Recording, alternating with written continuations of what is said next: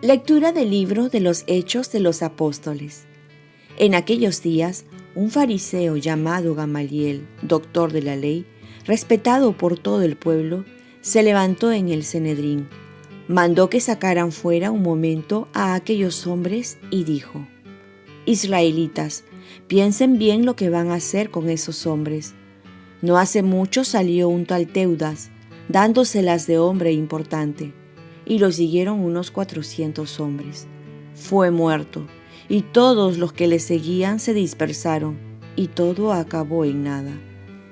Más tarde, en los días del censo, se levantó Judas el Galileo, arrastrando detrás de sí gente del pueblo. También pereció, y todos los que le habían seguido se dispersaron. En este caso mi consejo es: no se metan con esos hombres y déjenlo en paz. Porque si este plan o esta obra es de los hombres, fracasará. Pero si es cosa de Dios, no lograrán destruirlos y correrán el riesgo de luchar contra Dios. Le dieron la razón y llamaron a los apóstoles. Los azotaron, les prohibieron hablar en nombre de Jesús y los soltaron. Los apóstoles salieron del Sanedrín contentos de haber merecido aquel ultraje por el nombre de Jesús. Ningún día dejaban de enseñar en el templo y por las casas, anunciando el Evangelio de Jesucristo. Palabra de Dios. Salmo responsorial. Una cosa pido al Señor, habitar en su casa. El Señor es mi luz y mi salvación. ¿A quién temeré? El Señor es la defensa de mi vida. ¿Quién me hará temblar? Una cosa pido al Señor, habitar en su casa. Una cosa pido al Señor, eso buscaré, habitar en la casa del Señor por los días de mi vida, gozar de la dulzura del Señor, contemplando su templo. Una cosa pido al Señor, habitar en su casa. Espero gozar de la dicha del Señor en el país de la vida. Espera en el Señor, sé valiente, ten ánimo, espera en el Señor. Una cosa pido al Señor, habitar en su casa. Lectura del Santo Evangelio según San Juan. En aquel tiempo Jesús se marchó a la otra parte del mar de Galilea o de Tiberíades. Lo seguía mucha gente porque habían visto los signos que hacía con los enfermos. Subió Jesús entonces a la montaña y se sentó allí con sus discípulos. Estaba cerca la Pascua, la fiesta de los judíos. Jesús entonces levantó los ojos y al ver que acudía mucha gente dice a Felipe: ¿con qué compraremos panes para que coman estos? Lo decía para probarlo, pues bien sabía él lo que iba a hacer. Felipe le contestó: 200 denarios de pan no bastan para que a cada uno le toque un pedazo. Uno de sus discípulos, Andrés, el hermano de Simón Pedro, le dice: aquí hay un muchacho que tiene 5 panes de cebada y 2 peces. Pero, ¿qué es eso para tantos? Jesús dijo: decid a la gente que se siente en el suelo. Había mucha hierba en aquel sitio. Se sentaron, solo los hombres eran unos 5000. Jesús tomó los panes, dijo la acción de gracias y los repartió a los que estaban sentados. Y lo mismo todo lo que quisieron del pescado. Cuando se saciaron, dice a sus discípulos: recoged los pedazos que han sobrado, que nada se pierda. Los recogieron y llenaron 12 canastos con los pedazos de los 5 panes de cebada que sobraron a los que habían comido.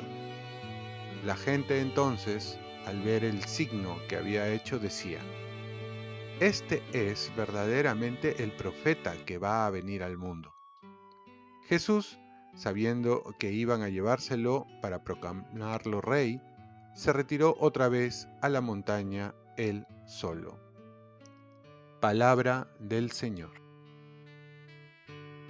Paz y bien. La iglesia es de Dios, nadie ni nada la podrá destruir. La primera lectura nos da una frase de esperanza que no puede pasar desapercibida, porque sirve para discernir la voluntad de Dios, algo que generalmente siempre buscamos. Por ello va a profetizar el fariseo Gamaliel, porque si este plan o esta obra es de los hombres, fracasará, pero si es cosa de Dios, no lograrán destruirlos y correrán el riesgo de luchar contra Dios. El contexto de esta frase es en la iglesia primitiva que recién está surgiendo y se siente amenazada por las autoridades judías y también por las autoridades romanas, como se verá después. Así también la iglesia en el transcurso de su historia se ha mantenido en pie ante amenazas, ataques, ya sean militares, políticos, cismas, escándalos, ideologías comunistas, nacionalistas y mucho más. Hoy, también esta profecía debemos tenerla en cuenta para no temer, pues la iglesia tendrá que sufrir mucho, purificarse, reducirse quizás, pero nunca desaparecer, ya que se encuentra en las manos de Dios, o mejor dicho, viene de Dios, a pesar que se encuentre también entre gobiernos dictatoriales, comunistas, ateos. Si es de Dios, dice la palabra, no lograrán destruirla.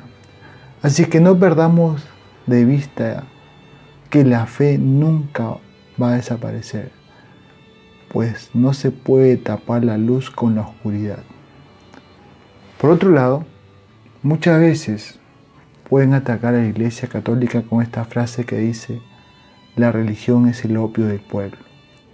Y vemos cómo en el Evangelio se desbarata dicha mentira. La Iglesia, siguiendo a Jesús, no solo vela por la fe, la doctrina, la vida espiritual, sino también vela por la integridad del hombre, es decir, ve al hombre en su totalidad y busca su bien. Por ello también se preocupa por el pan material, además del pan espiritual.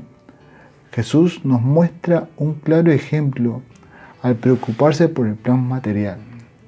Y eso se ve ahora, en esta pandemia, donde la Iglesia Católica es una de las instituciones más activas para ayudar a los más necesitados de hambre, como también de falta de salud física, ya sea atendiendo en los comedores, distribuyendo víveres, construyendo plantas de oxígeno, etc. Pero también esta escena nos remonta al banquete eucarístico, donde Jesús da acción de gracias y reparte el pan. Aquí nos invita a tener hambre, también el hambre espiritual que se nos da en la Eucaristía. Oremos. Virgen María, ayúdame a incrementar mi fe en la Iglesia de Cristo y saber confiar cada vez más en Dios, que es quien la sostiene. Ofrezcamos nuestro día. Dios Padre nuestro, yo te ofrezco toda mi jornada en unión con el corazón de tu Hijo Jesucristo, que siga ofreciéndose a ti en la Eucaristía para la salvación del mundo. Que el Espíritu Santo sea mi guía y mi fuerza en este día, para ser testigo de tu amor. Con María, la Madre del Señor y de la Iglesia, te pido por las intenciones del Papa. Con San José Obrero, te encomiendo mi trabajo y mis actividades de hoy, para que se haga en mí tu voluntad. Y la bendición de Dios Todopoderoso, Padre, Hijo y Espíritu Santo, descienda sobre ti. Cuenta con mis oraciones, que yo cuento con las tuyas, y que tengas un santo día.